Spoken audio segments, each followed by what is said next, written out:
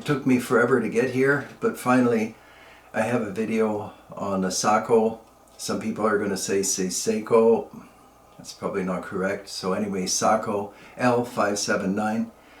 It actually took me a couple of years to reach this point, and the request was to compare the Sako with the Tikka model 55, and so that's where we are today. But before I get into that, I wanted to thank everybody that put their name in for an action and lever, and I'll have those sent out to the people that were selected next week, and I may do that again. I'll see how things go, but thank you a lot. And some of the things that you sent me were remarkable from around the world, and I appreciate every word and every message you sent. And I wish I had 100 actions and 100 levers or more, but I don't. So I distributed the ones I did. It's probably not entirely fairly, but I did what I could to be fair. So anyway, it is what it is. Getting back to the Sako or Sako, I'll just make a quick preamble. Years ago, if you went to a gun shop, they would show you a Model 70, probably a Model 700, a few other guns. And then somebody would say, well, and if you wanted a higher end gun, here's the Sako L579. This one's in 308. Like I said, it took a long time to get one. I used to have a bunch of these, and then they were gone, so I didn't have them to show you. In fact, I have more Finwolfs than I have the 579. Sometimes they're called the Sako Forester, and truly, those of you that message me or email me stating that this was the finest rifle of all time, well, I'm not sure that it was the finest rifle of all time. As you know, I have great respect for the Mauser 98, but after that, Sako came out with this series of actions. They had a long action, medium, and then the Vixen, which was for 222 and that family of cartridges. But it truly is an exceptional combination of features, and the action is smooth. We're not talking about 3 locking lugs, we're talking about 2 locking lugs, so you can't get away from the bolt lift. It has to be a certain number of degrees, but it's smooth. The bolt guide is there. It's not a controlled round feed, for those of you that wrote me saying that it is a controlled round feed. You know, I don't like disagreeing with people, because I usually think, well, if they examine it, they'll find out for themselves. So anyway, it's not controlled round feed, but it has a Sako extractor, which is significant and probably better than the Remington 700. And a lot of guys, a lot of people have custom installed Sako style extractors, and they take a bigger grip of the rim of the cartridge. Like I said, this is a 308, and everything on this action is positive. As usual, the action is beautifully made.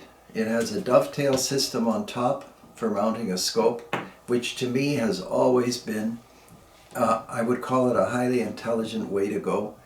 Instead of having bases, then rings, then the scope, you just have to put the Sako or Sako rings on, and you're good to go. I think they call them Optilocks. Tikka has something similar.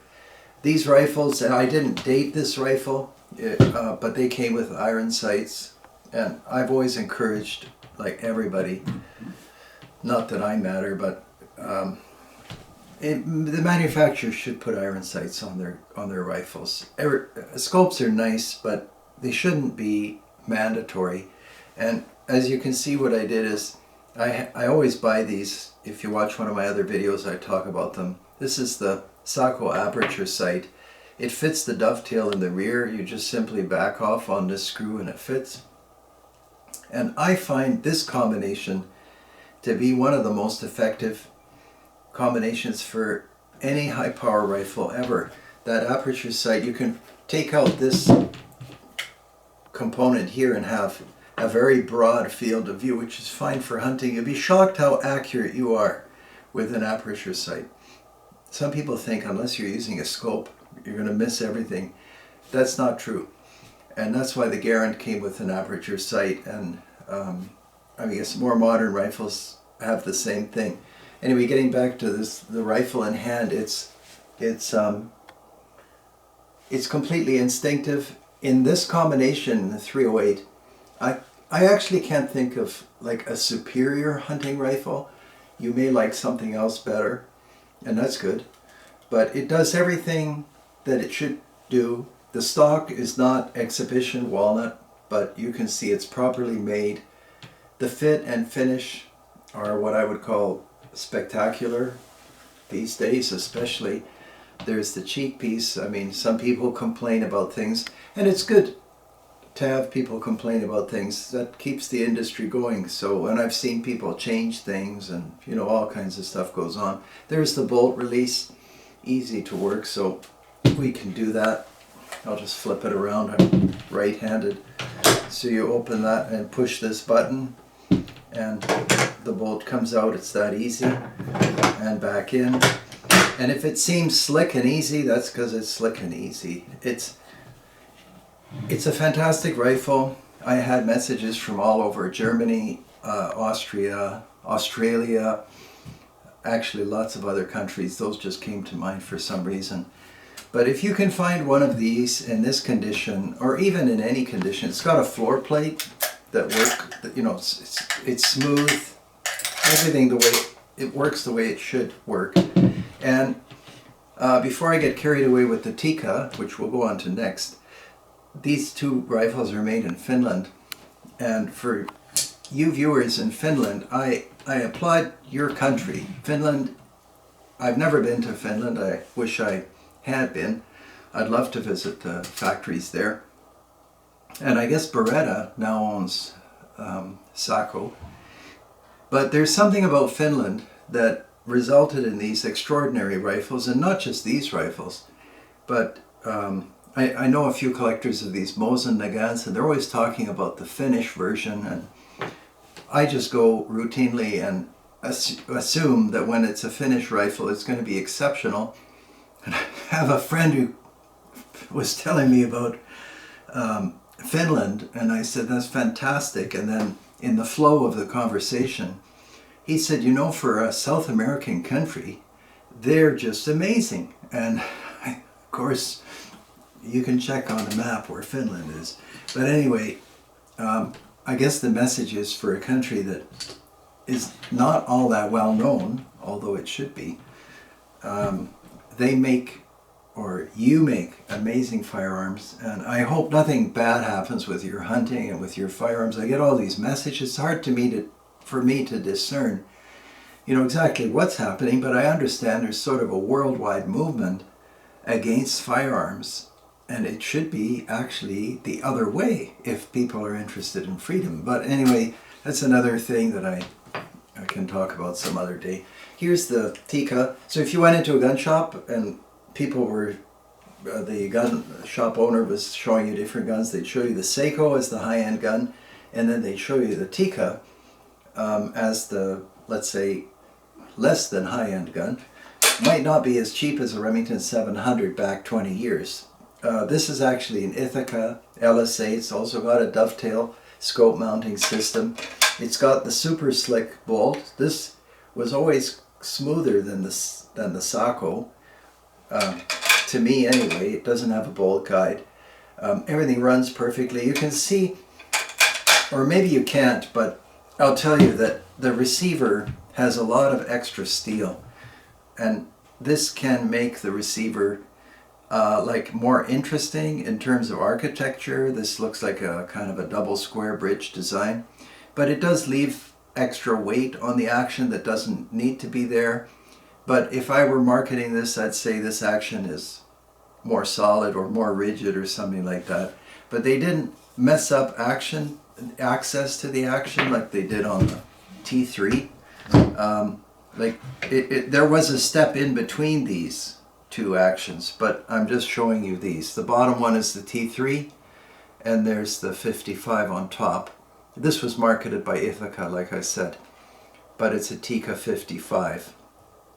And I'll take a 55 over a T3 every day of the week. I understand the T3 is very slick, but to me it's not so critical whether the bolt is all that slick. This is hard for me to maneuver all these parts. Anyway, I'll put this one down.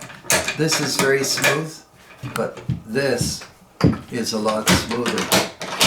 And that's why people buy this gun. It has plastic parts. This is too small. Now they've improved this on the T3X, but we've talked about these guns before. People were requesting a comparison between these two. And of course, the Sako was always, I think, the better gun. People get into details, and it's always true that the people that watch my channel know a lot more than I do, and I can tell from the messages and emails. But you can see that the Sako had more attention to detail. They milled down the action. They got rid of excess steel. I'm not sure how to talk about the triggers. The stock can always be a high cost item from a factory point of view. The check ring on the Sako is better and a different pattern, a more complex pattern. Here's steel reinforcement for recoil. The Tikka is still good, but you can see that this was made with more manufacturing thoughts in mind. Now, some people like the Tikka better because it has the removable magazine, and it is a removable magazine. And for those hunters that need like 5 or 10 or 15 rounds or whatever it takes to accomplish whatever it is you're doing, I get, or target shooting, I don't know. But all I get is over 20 years requests for replacement magazines. My magazine fell in the snow. My magazine got driven over by the half-ton. My magazine fell in the mud. I don't know, maybe for hunting the floor plate is fine. And on the 579 you have a beautifully made and contoured trigger guard.